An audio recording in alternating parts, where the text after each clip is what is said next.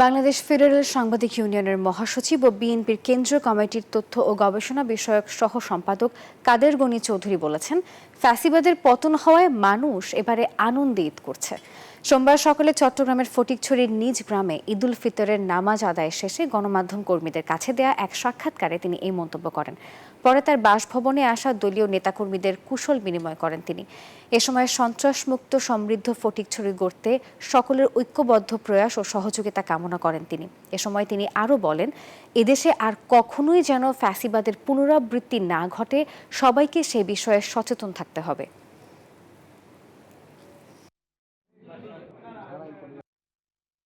এবার আলহামদুলিল্লাহ একটা মুক্ত পরিবেশে আমরা ঈদ উদযাপন করছি এবং দেখছেন প্রচুর নেতাকর্মীরা এই সময় ঈদের শুভেচ্ছা বিনিময় করছে, এলাকাবাসী আছে।